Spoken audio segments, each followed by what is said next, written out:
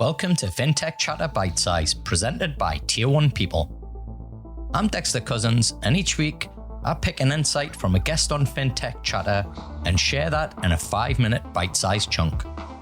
Here's Liam Millward, the CEO and co-founder of Instant. Liam shares his approach to shifting focus in a downturn and the benefits of running lean. Make sure to follow us on your podcast player if you're new to the show, and don't forget to leave us a review. It really helps us in promoting great founders like Liam.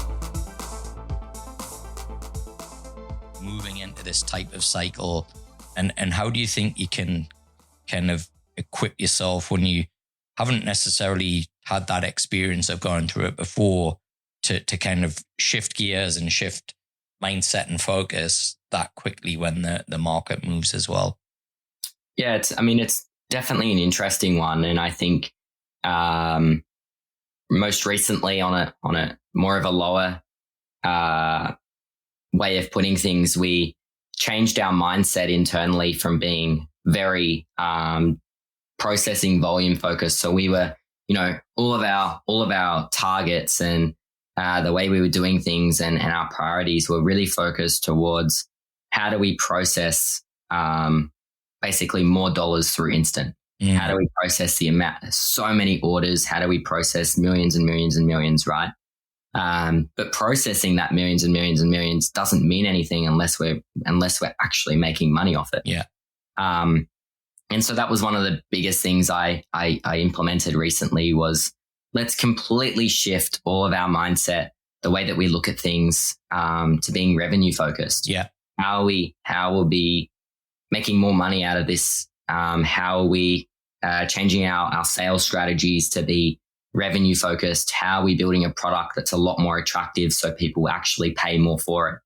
And that's already seen, we've gone from basically growing quite steadily to, since implementing more of a revenue mindset, last 2 months, we've grown our revenue 2.5 times month on month. Wow. Just since implementing that, that mindset. And so that on a lower level, I think that's been really important for us. Right, that is the level, right? Like if you can keep doing that, right, that's it's happy days. Exactly. And, I think it's just coming down to a quality team. I think having a small-ish team is underrated, and being able to move at speed. How many people are you, Liam? There are only nine right. people. We have always been really efficient with our capital. We've basically still got most of it on hand, to be honest. Mm. Recognizing that we're also still pre-seed stage. And so, for the stage we're at, we have hit our milestones. And so continuing to overachieve those. But basically, I think what it comes down to, Dexter, is just really hustling to get sales through the door and making sure your team are the best people to do that. Yeah. Yeah. And look, the benefit of all of this is the experience that you're getting right now, having, run businesses through 2 cycles before.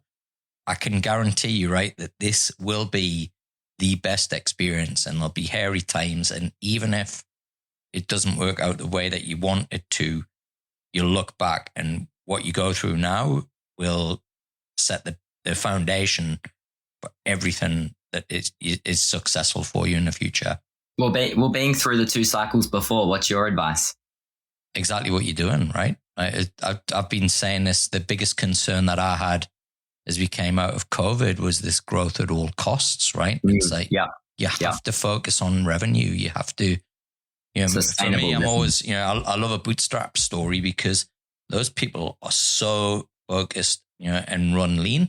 Now, the challenge that you have is that when you get to that point that you need to scale, you've either got to bring in people that can do that, which is very different to the skill set that kind of we're talking about now.